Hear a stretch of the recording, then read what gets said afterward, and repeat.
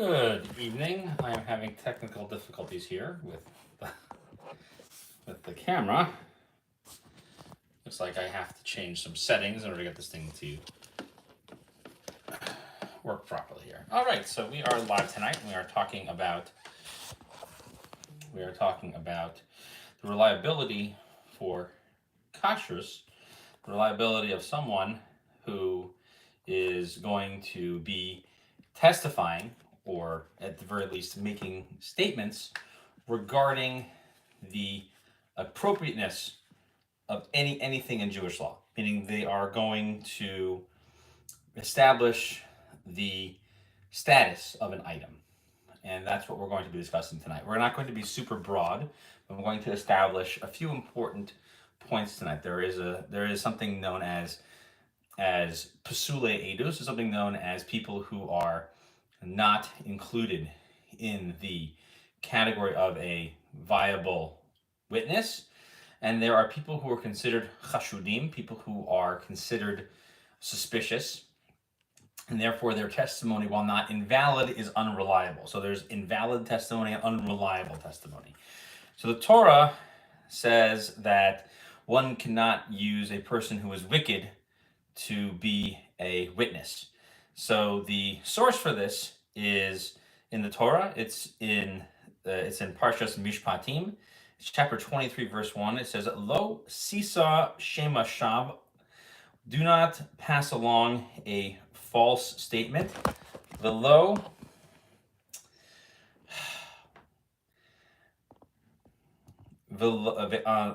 al tashes yadcha im rasha lios eid chamas. And do not place your hand with a wicked person to have them be a violent witness, or a witness who incites violence.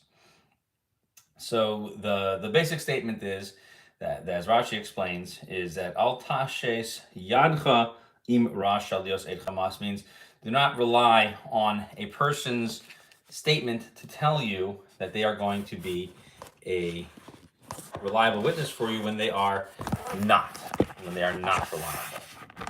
Okay, so that's an important statement right there. So that's an important part of testimony, is to establish that a person is not allowed to be wicked, and to therefore provide you with expert testimony of some kind, or to establish the status of an item. So what does it mean to be using invalid testimony versus using a person, or relying on a person's statement that they are telling you the truth about something that they are providing?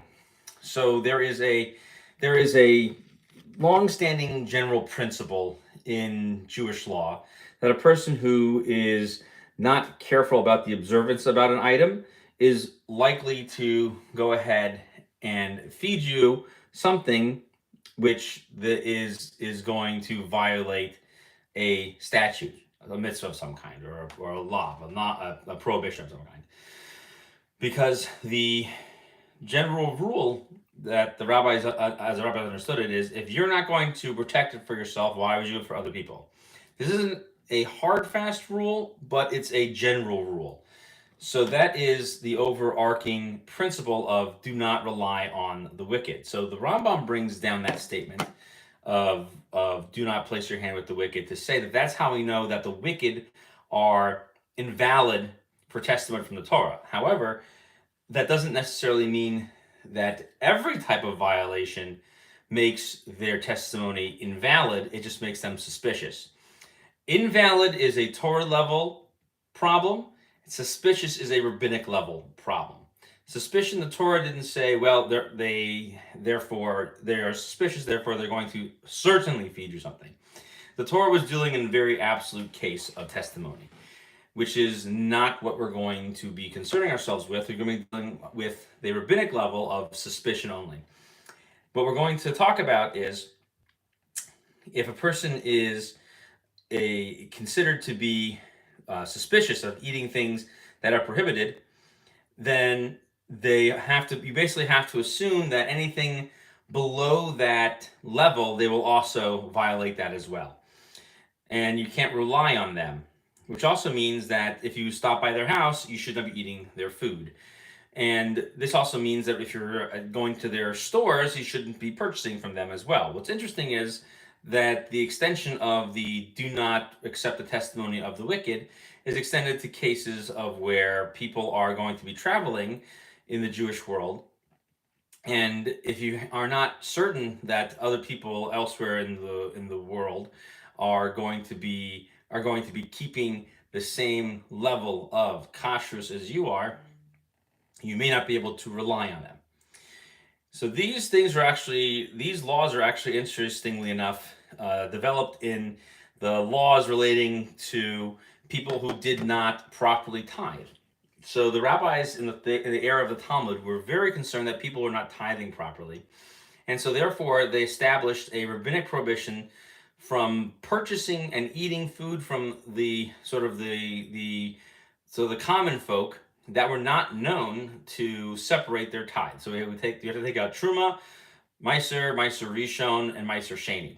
So the four things you would be expected to take out would be the first thing you take out of the fruits of the field. So if you make wine, or if you thresh the field for the wheat, or if you make olive oil, you would have to take out truma. This is the amount that was given to the Kohen, which the rabbis say was about 1/40th of the harvest.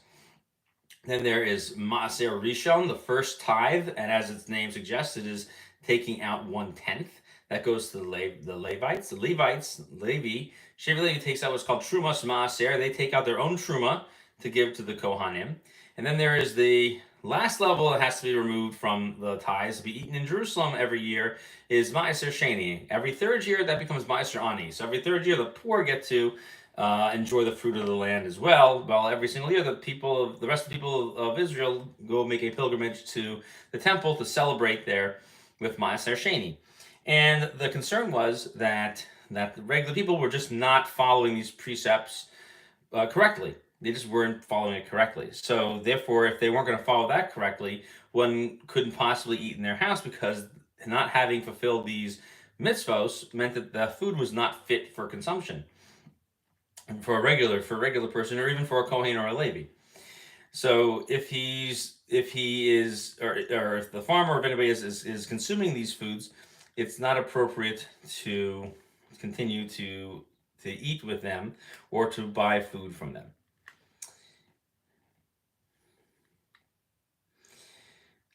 So even though, technically speaking, a person is fit by Torah law to go ahead and be relied upon, because they're not considered a full wicked person, that's meaning that they're just a regular person, and we assume that they are generally following the Torah. But if we know people are eating things that are prohibited by either by Torah law or rabbinic law, you cannot rely on them, okay? Especially if you stay with them. And that even if they swear to you up and down they're going to feed you only proper things, they're still not allowed to rely on that. Why? Because they were already held, especially when they're violating Torah law, already held under oath by Torah law.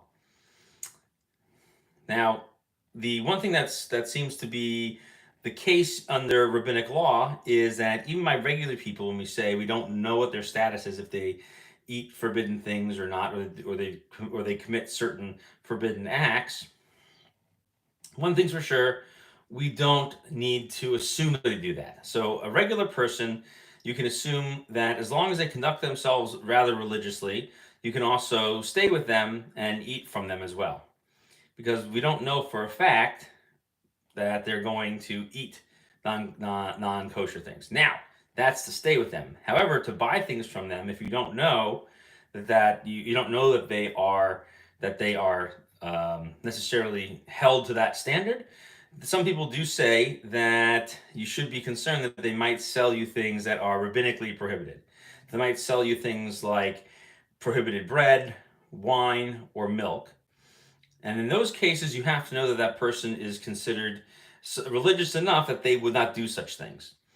So one of the ways in which we do that nowadays is they generally are extended. A person like that who is selling food is extended a certification or a hechsher.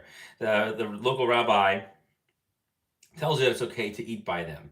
And generally speaking, then when things, especially things like cheese and wine, need to contain seals from the local rabbi to certify that the product was prepared in the correct fashion to permit everyone to go ahead and eat it. Okay, and that's for rabbinic things. Now, if you are having somebody purchase meat, that in those cases you would have to really know not only that you have to know first of all how they're getting the meat, and you would have to also make sure that they have been certified properly. There's a separate certification necessary for meat sales. So one thing that needs to be known is how is the shechita itself done. Is this person who's selling it, are they doing the shechita? Are they doing the slaughter? Are they preparing the meat, the soaking, the salting, and the deveining, known as trebering? What are they doing in the process? And so if it's just that they're selling them and reselling them, the level may be a little bit less in terms of how much supervision and or certification they need. But the main thing is that someone who is unknown to you, even though you may be allowed to eat in their home, because they personally are not going to eat non-kosher things, you're going to have to assume that in general, unless you know that this person is reliable, you should not assume that they are going to sell things.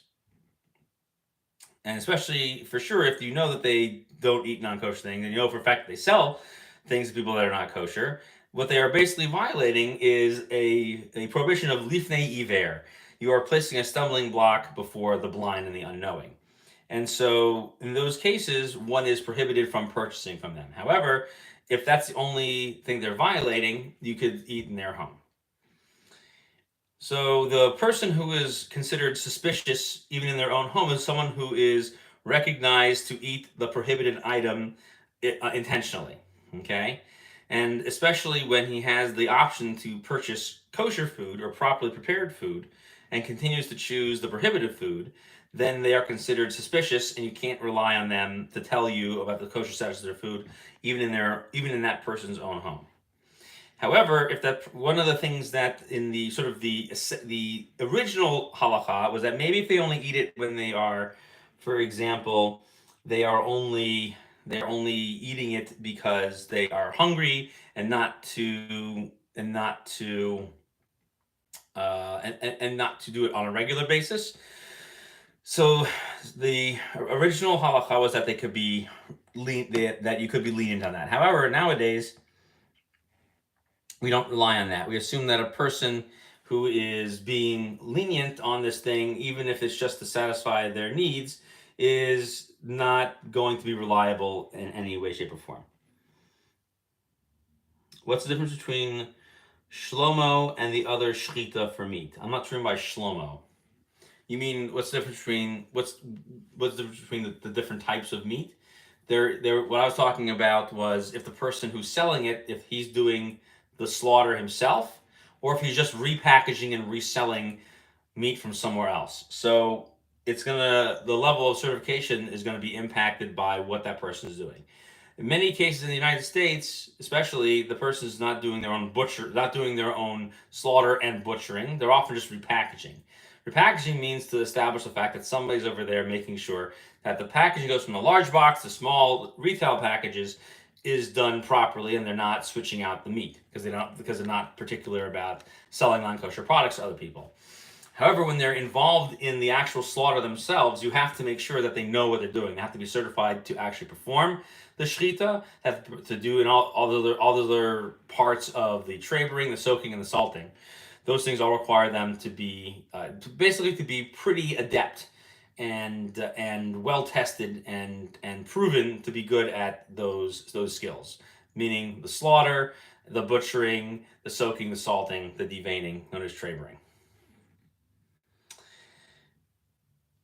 Okay, so the exclusion over here that we were talking about, where a person is not considered to be to be basically violating all types of other things, is when they're only violating something involving food. They eat they violate a Torah prohibition and they eat treif, meaning they eat meat that is purchased from a non-Jew that did the slaughter on the animal, or they buy they buy the meat that was declared treif or nevela, a treif or nevela at the Jewish slaughterhouse. And in those cases, by the case of where the meat was properly slaughtered and they were eating the treifas and the velas from the kosher slaughterhouse, that's where the rabbis, the Talmud, made the distinction between, why they were doing it. We don't follow that distinction anymore.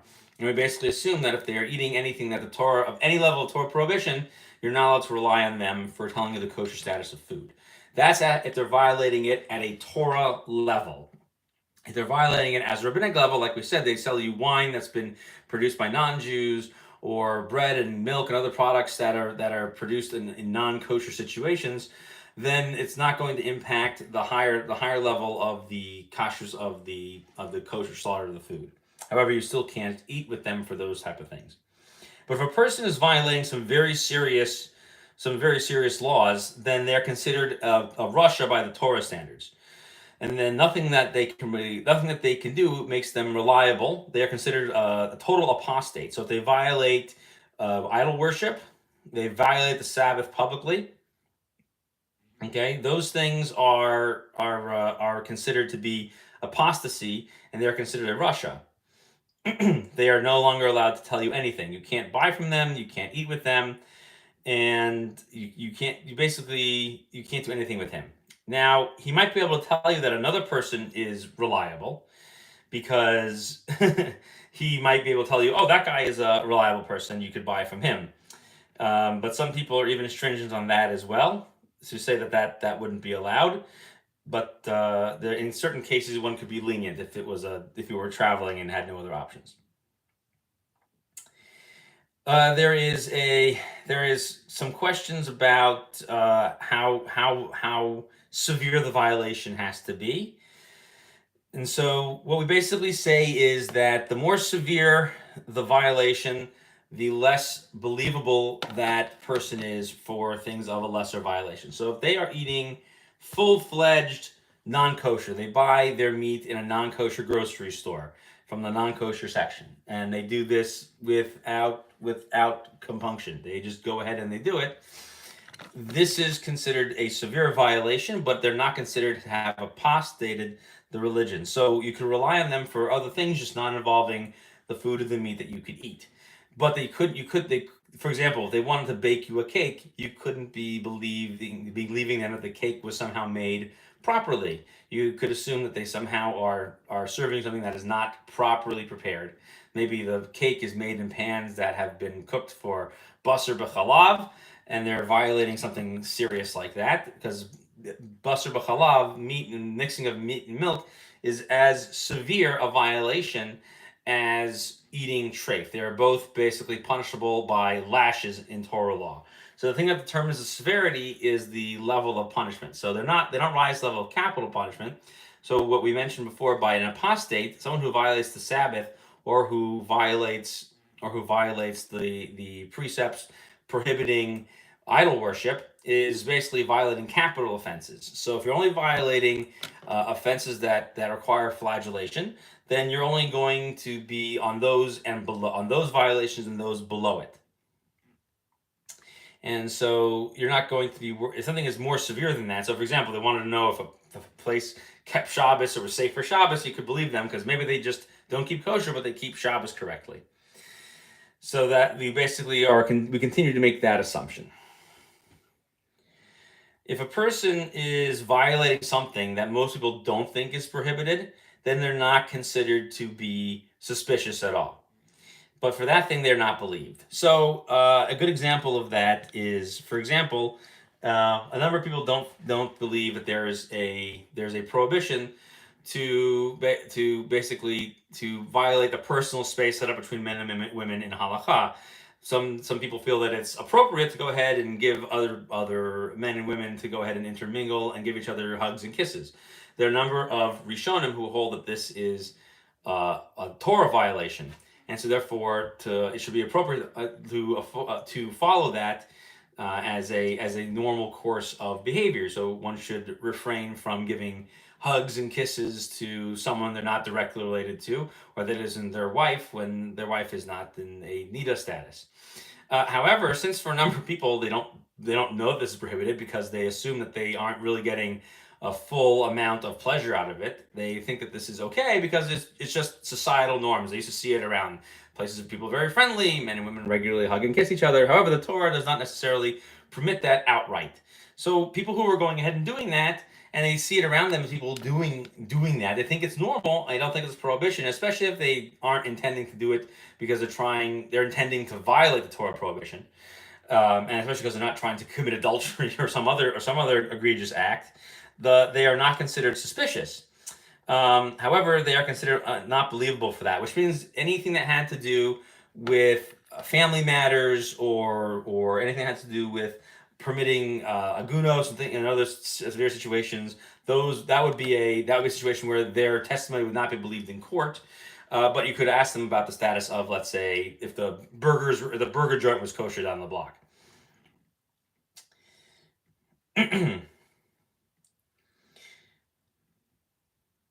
Okay. So let's take this down a little bit. So we're now talking about people who are not following the laws properly. Now let's say you are following the laws properly, but you're going to be with people who follow a leniency. So they're not violating the laws. Let's say you're strict and they're lenient. A few examples of this would be you eat certain hechshered products, right? You rely on certain hechsherim that you've asked your rabbi, like you can eat from this food. However, you're visiting another part of town where the rabbi has said you can eat from this hechsher, and your rabbi says you can't eat from that hechsher. So we don't extend this law of suspicion into those cases. So if he thinks that's the rule, and he's sitting by people who follow a leniency, as long as they are aware of his stringency, he's allowed to rely on them to feed him the proper food. So that should be okay. I will tell you, for example, though, you have to really educate people. I wouldn't call that a hard and fast rule. For example, something that I follow, a lot of people don't follow, something called yashan, which many people feel doesn't apply, relying on the leniency that the laws of eating from the previous growing seasons, the old growing season's crop, is not prohibited outside the land of Israel.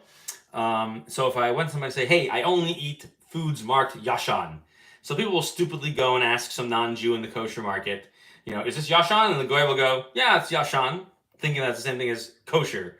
And I've had situations like that, and I've talked to local rabbis about it. What I did personally, I basically just walked around and told all the places, make your bread yashan. So, but I don't involve myself in kashrus like that on that level anymore. But a lot of that stuff has stayed, and I think that's an important thing to handle on a macro level. However, if you're staying somewhere where you have a stringency like this, and other people are not following it, as long as you've educated them on what the requirement is, you can basically only get the products. Either get the products that don't have any grains in it, like no wheat, barley, rye, oats, and spelt. Or make sure it's marked out on the package. Same thing. Someone follows the stringency of Pas Yisrael. The bread has to be baked by a Jewish person only, or a Jewish person that has started the fire for the baking oven. You can assume that as long as they know how to go get it, that they will go ahead and get it for you, and you can eat by them. So that's not a concern. Let's see. Oh. I don't want to get that. I don't want to get that. Okay.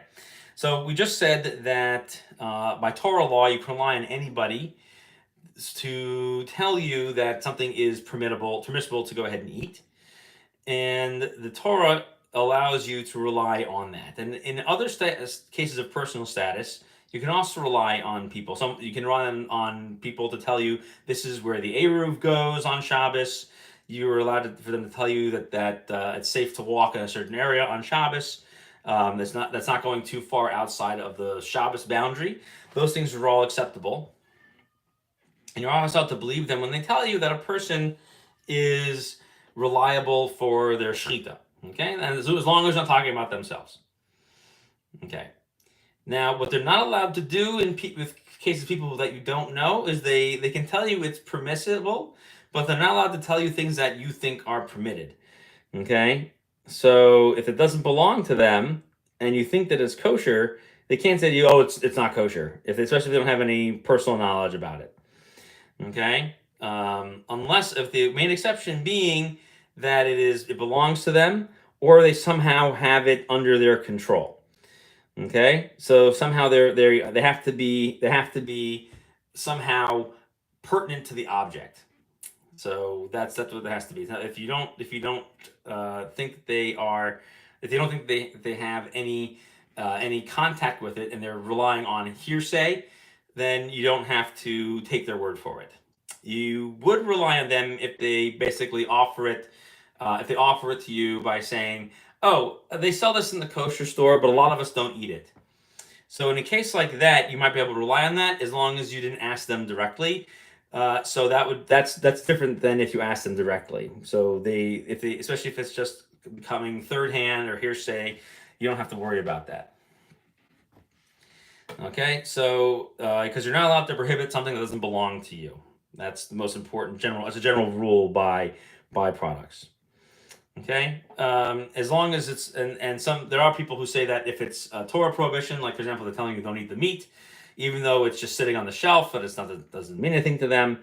Some people say you should still be stringent in that case, as long as it's not a case of where you're just not going to have any meat for Shabbos 1 week. So that is assuming that they're not contradicted by the owners themselves.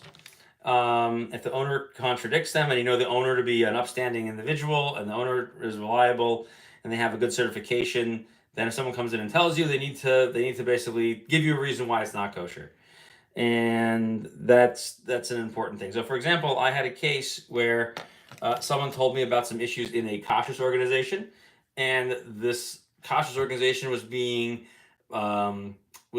promoted by a larger kashrus organization, like a big one. Like you call up and ask for a list of who's reliable from the OU, the CRC, and the Star K, and they're telling you, yeah, you can rely on these guys. So someone told me, well, here's the problem: X, Y, Z is a problem.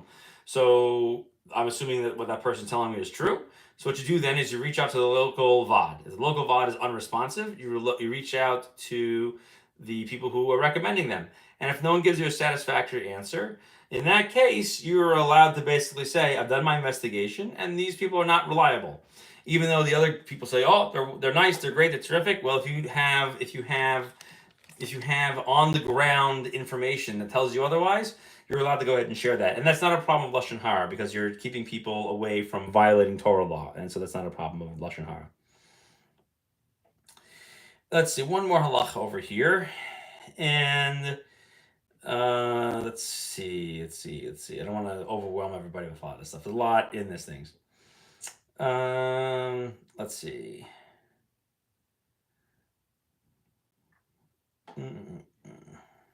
All right, let's finish up with the file. Let's finish up with sort of going through some of the laws over here. Okay, so in most cases of testimony, a person is only considered to be giving invalid testimony if they are violating very serious laws of the Torah, such as that they are becoming an Eid Hamas. We learned that the Torah only prohibits someone who violates the most severe penalties in the Torah, either by doing idol worship, violating the Sabbath, that's considered an apostate, or they go ahead and they steal and they lie and they kidnap and they lie to courts, and those things are all considered Eid Hamas, or considered violent witnesses or witnesses who incite violence. And the Torah tells you that testimony is considered invalid. What we are dealing with is a rabbinic level of this prohibition, is to not rely upon the testimony or the statements of people who are considered suspicious. Who is suspicious?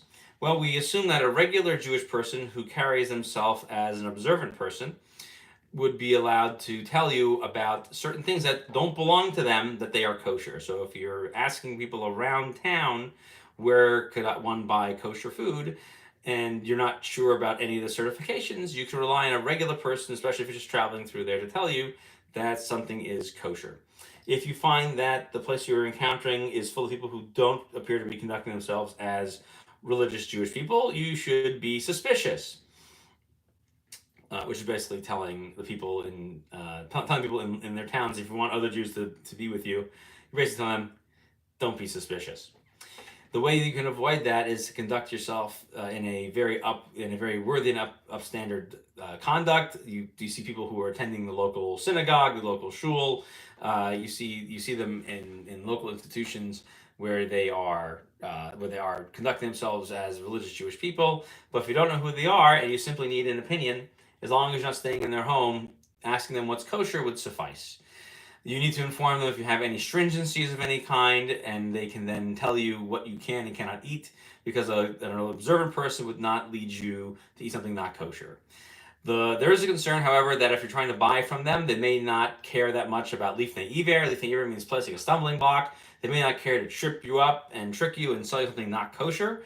So therefore, unless there's an absolute clear certification that they're selling kosher, you should not or cannot buy from them. You should not buy from them, even though Torah law would technically permit it. The rabbinic law does not permit it. You have to know that they are conducting themselves correctly, or that someone is certifying the process. The person certifying the process also to be someone of decent caliber that you can recognize.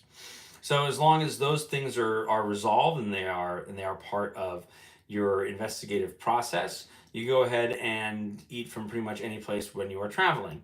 If you are able to ascertain that the people's home at whom you are staying certainly keep kosher, and like the local rabbi will testify for them, then you could go ahead and eat in their house. It's just a problem of relying on someone themselves to give you that information. They are considered to be too close to the information and may not be picky about it. However, if you see for a fact that they conduct themselves religiously, as long as you're in their home, they won't bring the non-kosher food home and feed it to their guests. They'll feed their guests only kosher food. It's only a problem when selling it in the store to somebody else. They wouldn't care so much.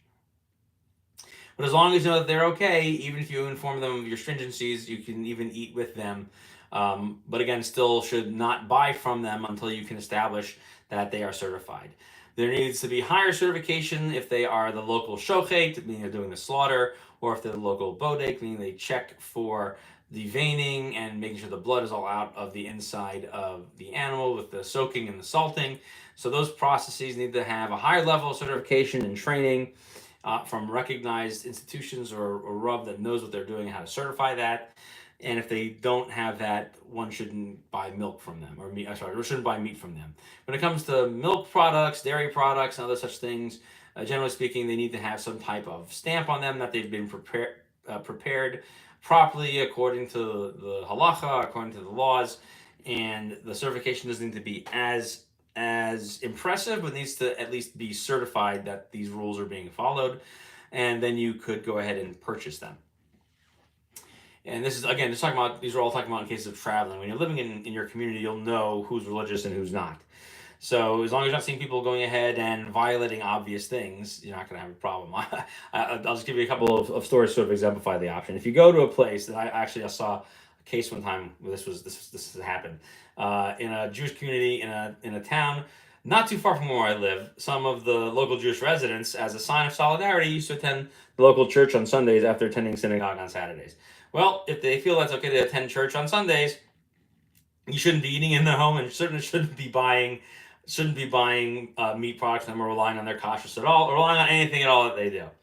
So that's just an example of that. And I'm not making that up. That actually was a conduct here of a large Jewish community, which, thank God, in the past 80 years no longer has people who conduct themselves in that way. But the people who did do that and have since repented and fixed their ways. But that did happen. People who violate the Sabbath, that's very common. They are not reliable. You can't eat in their homes, and you can't ask them where the kosher food is. I'm sorry, you can't have them sell you the kosher food. You can ask them where the kosher food is. And then you have to use your judgment when you get there to make sure that if you're buying from that place, that all the certifications are up to snuff. And again, this just gives you an idea of what some of the expectations are and what some of the best practices are in terms of reliability for kashrus. So we're going to hold it here for tonight's class. As always, Monday nights are halacha, and Tuesday is Mishnah Berurah, Thursday is Avas Chesed for now, and we will continue with our halacha class. Feel free to post on the or share with me directly class you think would be beneficial, and we'll post it on the WhatsApp for different topics to see if people want to hear different halakha classes. Otherwise, we'll continue tomorrow with more Mishnah Berurah. Hope to see everyone again next week. Take care.